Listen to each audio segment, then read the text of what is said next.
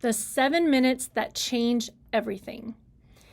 Welcome to HeartStrong, CPR stories and safety education from North Texas CPR for everyday people who want to feel prepared, comfortable, and confident when it matters the most. I'm Adrienne, CPR instructor at North Texas CPR, and for the past 15 years, I've had the privilege of sharing with others how to save a life, even some who never believed they could. This podcast exists because emergencies are not planned and they do not wait for the experts. They happen at home, at work, at events, in our everyday moments. Today, we're starting with something simple, yet incredibly powerful: the 7 minutes that change everything. Most people do not realize that when someone goes into cardiac arrest, time becomes everything. On average, emergency responders can take 7 minutes to arrive. 7 minutes. Those minutes, the brain is already being deprived of oxygen and blood flow. Every minute without CPR, the chance of survival drops dramatically. Here's what's important to understand, though. Those 7 minutes do not belong to the ambulance rushing to the scene. They belong to whoever is already there with the victim. Most cardiac arrests do not happen in the hospital. They happen at home, at work, at the gym, at church, at school events. They happen in places that feel familiar until suddenly they're not. I want you to picture for a moment. You're out to dinner with friends, or maybe you're jogging at a park and somebody collapses in front of you. What happens? Research shows, and what our clients have told us, people freeze. Eventually somebody will call 911, and then there's this long pause, this moment where everyone looks around to see who is going to step in and what are they going to do. Here's the truth that we hear every single day. Most people don't hesitate because they don't care. They hesitate because they're afraid. Afraid they'll do it wrong. Afraid they'll hurt someone. Afraid they'll make things worse. I want you to know that fear is normal. But doing nothing is far more dangerous for the victim than doing CPR imperfectly. CPR is not about perfection. It's about presence. It's about keeping the oxygen moving to the brain that desperately needs it while you're waiting for EMS to arrive. You do not need a medical background. You do not need special equipment. You just need a hard, flat surface, your hands, and the willingness and confidence to act. Those 7 minutes can feel terrifying, or they can feel empowering.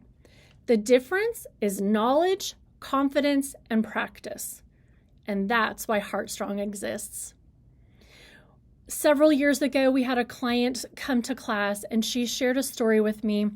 She said, I almost didn't come to class, but I really felt like I needed to. Recently, somebody collapsed in front of me and I just stood there frozen. I didn't know what to do. There was chaos all around. People were shouting, but nobody did anything. We all just stood there frozen. I talked with our client extensively throughout the class.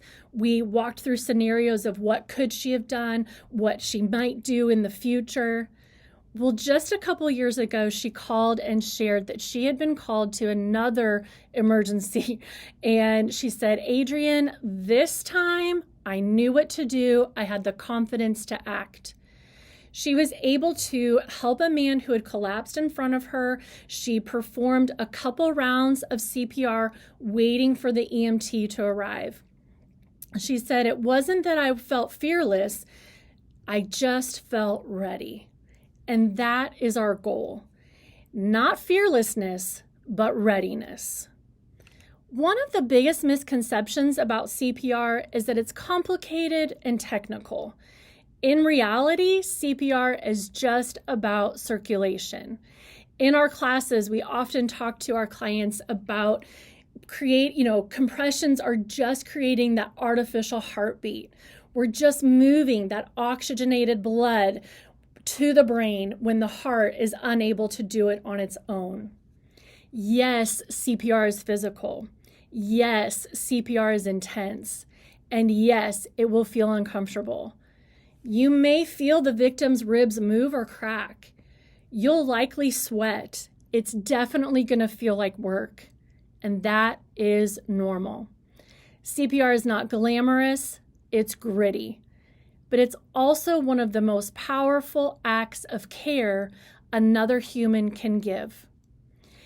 People who do the best in emergencies are not the ones who always stay calm naturally. They're the ones who have practiced. Training doesn't remove fear, it replaces it with confidence.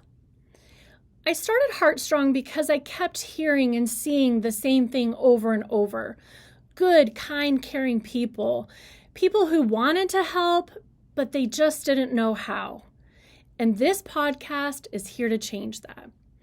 We're going to talk about CPR and AED use, the new choking guidelines, safety myths that need to disappear, how to prepare your home, your workplace, and even your vehicle, tools and products that can actually help in emergencies, and a few that don't.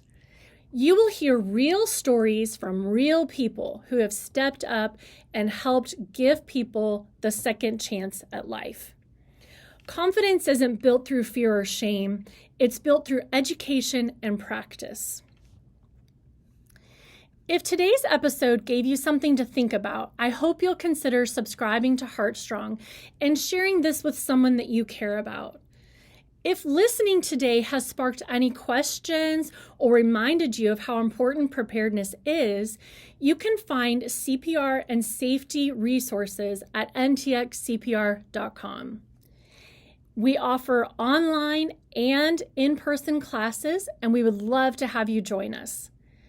Our goal for all of our clients is to leave class fully confident in their skills. In fact, we guarantee it. Next time, we'll be talking about the newest choking guideline and some changes that have been made to infant CPR. We'll include everything that your home, school, and workplace needs to update right away. Every heart matters. Stay heart strong.